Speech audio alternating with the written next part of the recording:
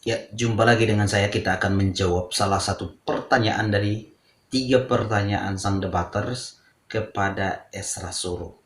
Dan saya hanya akan menjawab pertanyaan kedua dari ketiga pertanyaan itu. Pertanyaan kedua itu dia mengatakan bahwa coba tunjukkan kepada saya siapa yang menggantikan Yudas Iskariot di takhta kerajaan Allah. Sebenarnya apa dasar Alkitab sang debaters ini? Akhirnya sang debaters ini dengan kukuhnya mengatakan bahwa tunjukkan kepada saya siapa pengganti Yudas Iskariot di dalam kerajaan Allah. Sebenarnya itu ayatnya di dalam Lukas 22 ayatnya yang ke-29 dan 30. Ayat ini merupakan ayat favorit dan dasar dari sang debaters mengatakan bahwa Yudas itu masuk surga karena Yudas sudah diberikan hak oleh Yesus untuk duduk makan, berminum bersama Yesus dan ikut menghakimi ke-12 suku Israel. Itulah ayatnya. Lukas 22 ayat yang ke-29 sampai 30. Nah, pertanyaan sang debaters tentang siapa yang menggantikan Yudas Iskariot di dalam kerajaan surga. Saya pikirnya pertanyaan balik itu emang siapa? Emangnya siapa yang menentukan, siapa yang memilih Yudas untuk masuk, duduk makan, minum, dan ikut menghakimi bangsa atau ke-12 suku Israel itu? Siapa yang memilih dia? Dan di mana ayatnya? Apakah ayatnya Lukas 22 ini? Saya pikir ayat ini tidak mengatakan demikian. Karena ayat ini sebelum Yesus mengatakan itu, 29 dan 30, ada ayat sebelumnya yang merupakan syarat supaya akhirnya orang bisa mendapatkan ayat ke-29 dan 30. Maka itu keliru jikalau mengatakan bahwa Yesus telah menentukan hak-hak kerajaan bagi ke-12 murid pada saat itu ditambah dengan Yudas. Atau adalah keliru jikalau mengatakan bahwa Yesus telah menentukan Yudas untuk duduk makan di dalam kerajaan Allah dan ikut menghakimi ke-12 suku Israel. Itu adalah keliru. Mengapa saya mengatakan demikian? Karena menurut saya, kalau sang debaters mengatakan bahwa siapa yang menggantikan Yudas Iskariot, saya pikir itu hanya pengalihan opini. Karena tidak ada ayat yang mengatakan Yudas telah ditentukan untuk menghakimi ke-12 suku. Tidak ada. Karena kalau untuk menentukan itu harus ada syarat yang harus dilewati. Contohnya, kita selamat harus ada syaratnya. Syaratnya adalah percaya Yesus.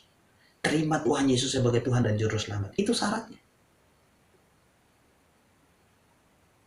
Tapi bukan karena berbuat baik. Tapi harus percaya, beriman kepada Yesus Kristus. Itu adalah syaratnya. Demikian juga pada saat itu, murid-murid dan Yesus. Dan kalau kita perhatikan di dalam Lukas 22 ayat 24 sampai 30 ini, nah pada saat itu ada pertengkaran di antara murid, siapa yang terbesar. Dan akhirnya ada dialog murid-murid dan Yesus. Maka itu di ayat 24 sampai 30 dan sampai 38 itu ada dialog antara murid-murid dan Yesus. Siapa yang terbesar? Akhirnya dialog itu terjadi. Tetapi kita perlu tahu bahwa di dalam setiap dialog murid-murid dengan Yesus, bahkan di dalam perjamuan malam ini, Yesus selalu mengarahkan murid-murid untuk melihatnya ke depan. Apa yang akan terjadi pada diri Yesus di hari berikutnya. Maka itu kita perlu tahu ini dulu supaya kita bisa memahami sebenarnya apa persoalannya. Ya, jadi kalau kita perhatikan Lukas 22 ayat 19 dan 30, firman Tuhan berkata, "Dan aku akan menentukan hak-hak kerajaan bagi kamu, sama seperti Bapakku menentukan bagiku, bahwa kamu akan makan dan minum semeja dengan aku di dalam kerajaanku, dan kamu akan duduk di atas takhta untuk menghakimi ke-12 suku Israel." Jadi secara sepintas kalau kita baca ayat ini, hanya baca ayat 28 dan 30, maka kita akan mendapatkan satu kesimpulan sebagaimana kesimpulan dari sang debaters bahwa ternyata Yesus telah menentukan hak-hak kepada para murid untuk menjadi hakim bagi ke-12 suku Israel. Padahal tidak demikian.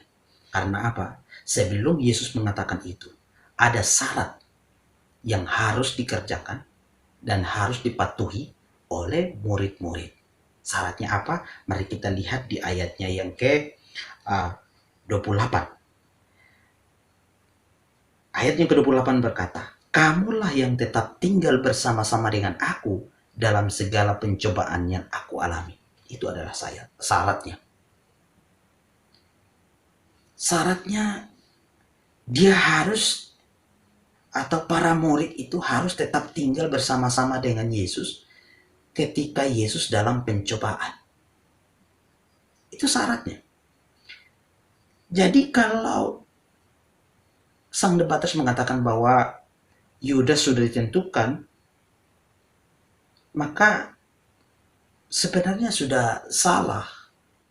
Karena Yudas ternyata tidak melewati tidak ikut di dalam pencobaan. Itu kita bisa perhatikan di dalam ayatnya yang ke 39 sampai ayatnya yang ke 46. Yudas tidak ikut di dalam pencobaan. Nah, bagaimana? Apakah kita mau mengatakan bahwa ayat 29 dan 30 menjadi bagian dari Yudas Iskariot? Tidak. Jawabannya tidak. Karena apa? Karena syaratnya sudah dilanggar oleh Yudas Iskariot. Maka itu sudah batal. Yudas tidak ikut ambil bagian di dalam ayat 30. Ayat 29 dan 30. Yudas sudah tidak ikut ambil bagian. Maka itu kalau sang debaters mengatakan bahwa siapa yang menggantikannya, tentu saja dia tidak terpilih. Bagaimana dia bisa ikut di dalam takhta untuk menghakimi ke-12 suku, sedangkan dia aja belum terpilih. Syaratnya saja dia sudah langgar. Bagaimana dia mau terpilih? Bagaimana dia mau ikut? Syaratnya saja tidak dipatuhi. Jadi adalah salah kalau sang debaters mengatakan bahwa Yudas masuk surga.